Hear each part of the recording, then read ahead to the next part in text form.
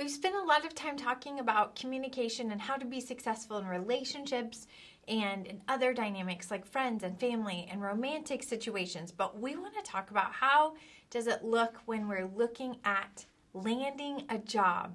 So communication is crucial in this process. If this chapter and the next one is interesting to you, I would encourage you to take a business communication course because it expands so much more and you get to really dive in. So we're going to, again, take a 10,000 foot view of this. I am sure you have probably heard the phrase, when it comes to getting hired, it's not what you know, it is who you know. So, are there networking strategies, or do you just wake up one day magically knowing lots of people?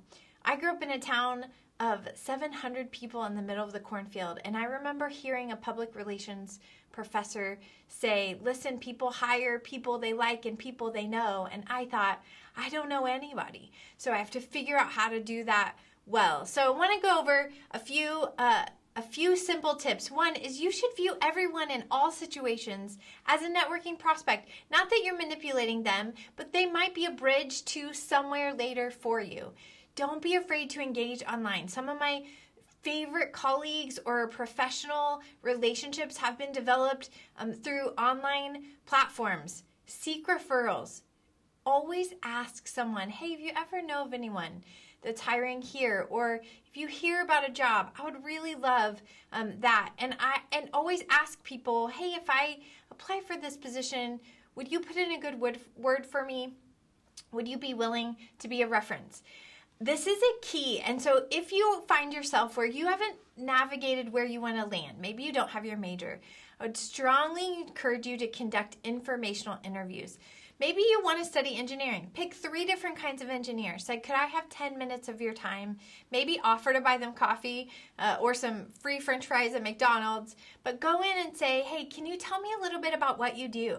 What do you like about it? If you're comfortable, how are you compensated? What are the downsides to your job? What does a typical day look like? This is really helpful if you don't remember anything else from this chapter. I hope that you'll take a minute and ask some people in a field you're considering to give you some feedback on that process.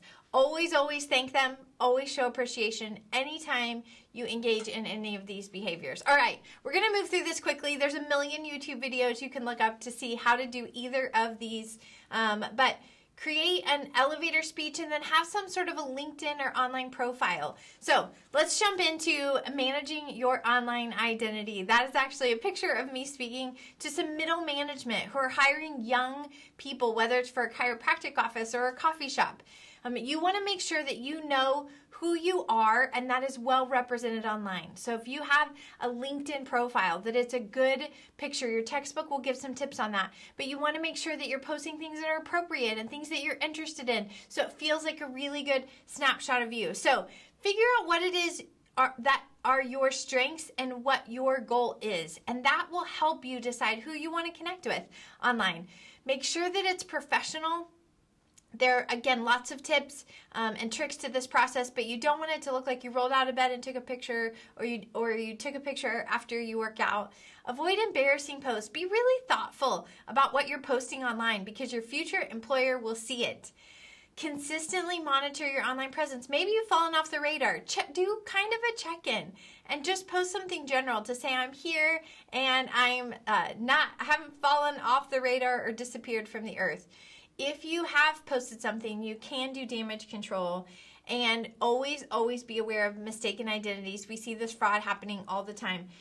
Don't be scared off by online things. I know it's tricky and I know it can be difficult, but I want you to think about this is a great way for you to connect with people if you're limited in other ways by finding what we call weak ties or loose ties to find some people that you can find mutual things in common with.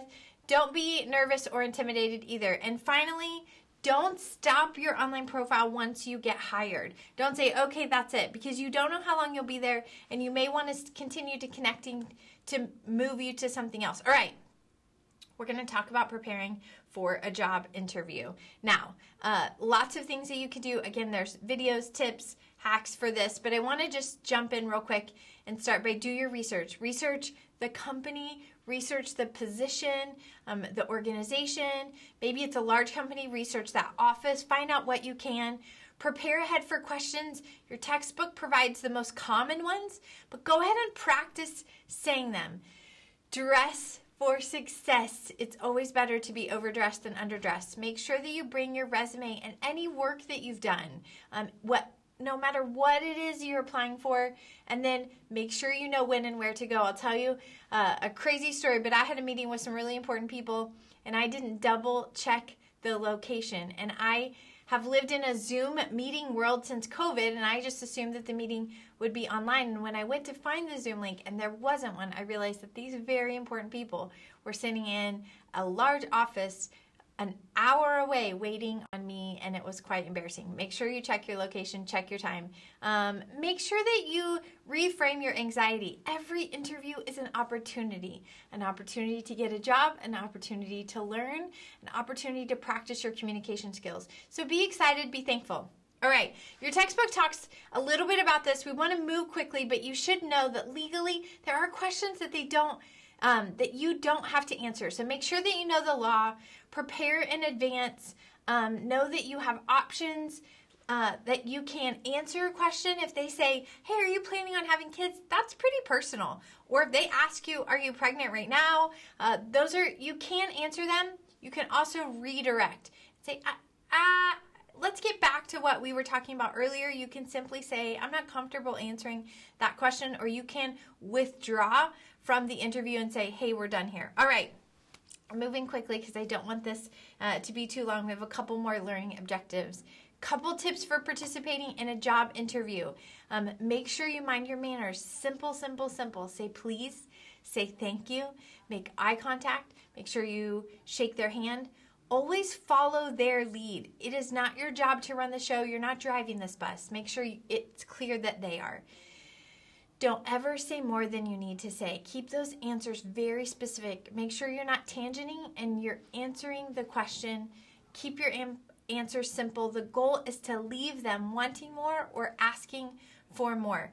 Okay, describe relevant challenges, actions, and results. You'll see a short video that I really want you to think through and for you to be able to answer questions effectively and to package them almost like a story.